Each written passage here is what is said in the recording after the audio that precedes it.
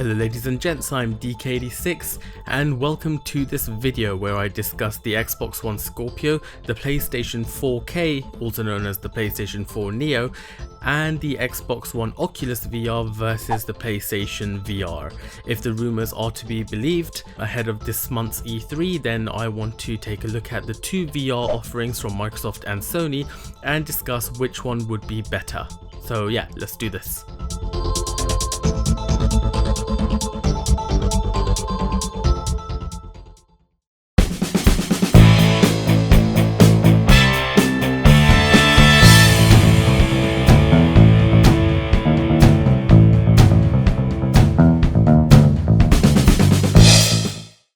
Okay, so as you've probably heard already, it's not confirmed by Sony yet, but it's pretty much confirmed by everyone else. The PlayStation 4 is getting an upgrade to a new console called the PlayStation 4K or the PlayStation 4 Neo. They're going from 1.8 teraflops to the Neo, which is aiming for 4.1 teraflops. On the other hand, we've had rumours which are stating that the Xbox One, which is currently at 1.31 teraflops of performance, is getting its own upgrade aiming for 6 teraflops. That upgrade is codenamed Scorpio. Some rumours suggest that that's coming out later this year, and some others suggest that it's coming out near the end of 2017. But I think we'll learn more about the release date and nail down the specifications at E3 in a couple of weeks. But the point of this video isn't to discuss these two new consoles, the PlayStation 4 Neo or the Xbox One Scorpio.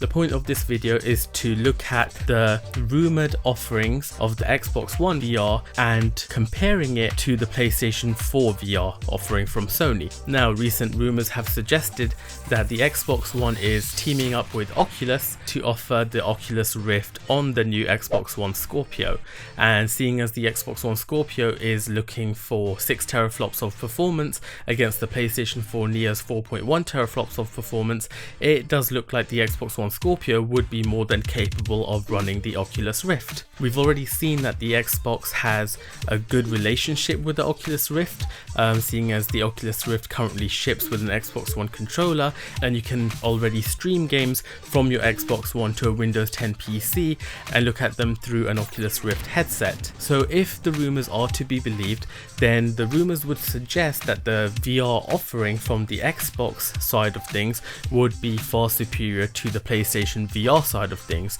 and here's why. So like I mentioned already, the Xbox One Scorpio is aiming for 6 teraflops of performance.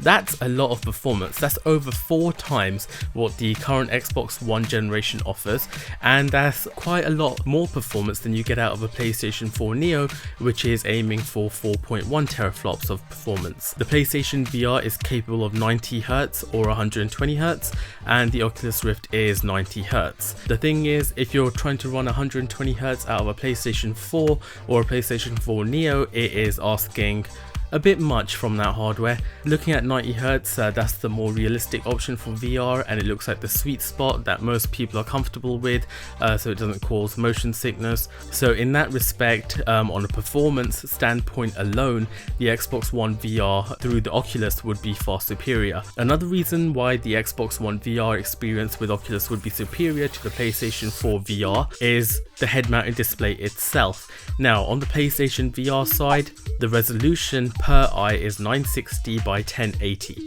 On the Oculus and the HTC Vive for that matter is 1080 by 1200 per eye. So the Oculus has a combined resolution of 2160 by 1200, whereas the PlayStation VR has a combined resolution of 1920 by 1080. The field of view on the Oculus Rift is also higher at 110 degrees, whereas on the PlayStation VR it's 100 degrees. So on a hardware level, the Oculus wins again. One of the other interesting things that have come out recently in the news is that an unspecified chief technical officer of a development studio came out and said that the PlayStation VR on an existing launch PS4 would have been awful. He did use the past tense, so you know it could be fine on a current generation PlayStation 4, but he seemed to suggest the PlayStation 4 Neo was an upgrade that Sony needed to make make VR more viable on their console platform. And that does sound like it would be true, seeing as the current PlayStation 4 has 1.84 teraflops of performance, and to run VR at the moment on PCs for the Vive or the Oculus Rift, you need a minimum of a GTX 970. And we all know that the current offerings from Xbox and PlayStation, they just don't cut it for VR. So for Sony to suggest that VR is more than playable on the current existing PlayStation 4 hardware, I think it's a bit of a stretch, but you know, stranger things have happened. But I do think that PlayStation VR on the Neo platform would be far superior to the PlayStation 4 launch hardware. Saying that, you've got the Xbox One, which is 1.31 teraflops of computing power. I think there was a boost of 10% there when they dropped the Kinect, so it was just above 1.31 teraflops. But again, seeing as the Scorpio is aiming for 6 teraflops of performance, then that would suggest that the Xbox One Scorpio, or whatever the hell they're going to call it, would be far more capable at a 90 Hz VR experience via the Oculus Rift. Another thing that I want to point out is, why would it have to be exclusive to the Oculus Rift? Now I can see why this would help Oculus, because then they would have their head-mounted display available on 2 platforms, the consoles and the PCs, Windows 10 working back and forth between both platforms with a unified Windows platform and that sort of thing. So it would be a nice tidy ecosystem for them. On the other hand, you've got the HTC Vive, which also has very similar specs to the Oculus Rift. I mean, to be honest, looking at the specifications for both devices, they're almost identical. Even in terms of hardware requirements, the Oculus seems to require more RAM, but you know, they're both essentially the same. So looking at both the HTC Vive and the Oculus Rift, I think there's an opportunity here for the Xbox One Scorpio to support the Oculus and the HTC Vive. And I think the only reason why it wouldn't support the HTC Vive is maybe because it has the light boxes, which has the 15x15 room scaling, or maybe they just have an exclusive deal with Oculus. Whichever way it goes, I do believe that if the rumors are true, and if we believe the rumors without actually having them confirmed, looking at the Xbox One VR experience compared to the PlayStation VR experience, I do think that the Xbox One VR experience would be far superior in pretty much every way. And I think this is a really smart move from Microsoft. I mean, you had PlayStation announce the Morpheus, which is now the PlayStation VR, quite a while ago now. Then you've got Microsoft and they announced HoloLens, which had pretty much nothing to do with the Xbox One because HoloLens is its own device. But now, seeing as VR seems to be taking off in some ways, with it gaining popularity like every day, I think Microsoft has been like, okay, we don't have our own VR headset, so why don't we team up with Oculus?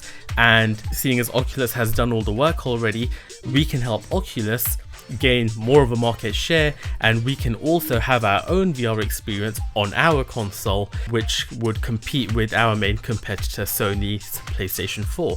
I think it's good business from Microsoft's standpoint. It works for Oculus, it works for Microsoft. Combining the 2 platforms in this way, I think, would be beneficial to both parties. So what do you think about all this? Obviously there's going to be way more announcements from E3 in a couple of weeks, so I'll be reporting on any new amazing announcements, so hit subscribe and keep an eye out for more content. What do you think about all this? Do you agree? Do you disagree? What do you think of the PSVR compared to a possible Xbox One Scorpio VR via the Oculus? Let me know in the comments. Anyways, I'm DK86. Hit like if you like this video. Thanks for watching and click subscribe if you haven't already. Bye!